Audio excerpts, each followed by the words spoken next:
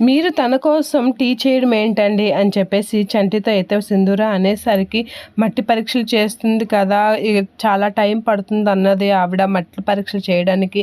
కాబట్టి ఆవిడకి కొంచెం రిలాక్స్గా ఉంటుందని టీ చేస్తున్నాను, కొంచెం బాగుంటుంది కదా అని చెప్పేసి అందుకే టీ చేస్తున్నాను అని చెప్పేసి చాలా ఎగ్జైట్గా చెప్తూ ఉంటాడు చంటి. అలా చెప్పగానే సింధూర అయితే సరేనండి అని అనేసరికి ఆ బట్ట అందుకో అని చెప్పేసి అడుగుతూ ఉంటాడు. ఇక ఆ క్లాత్ ఇచ్చేసరికి చంటి అయితే టీ తరుపుతూ ఉంటాడు.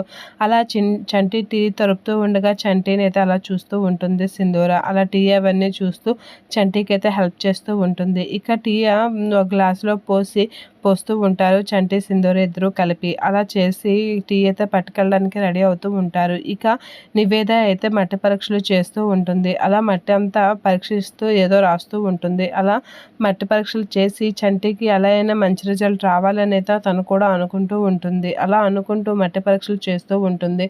అలా మట్టి పరీక్షలు చేస్తున్న నివేద దగ్గరికి అయితే చంటి అయితే టీ పట్టుకెళ్ళడానికి రెడీ అవుతూ ఉంటాడు. ఇక లేచి టీ పట్టుకెళ్తూ ఉండగా ఆగండి అని చెప్పేసి అంటూ ఉంటుంది సింధూర.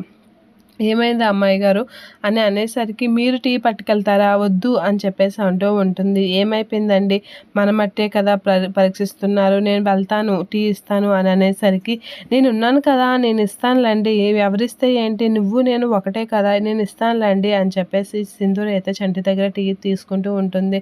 సరే అమ్మాయి గారిని బాగా పరీక్షించి ఏమవుతుందో వేగంగా చెప్పమనండి, అడగండి అని చెప్పేసి అయితే అంటూ ఉంటాడు. సరేలే చంటి అడుగుతాను అని అంటూ ఉంటుంది.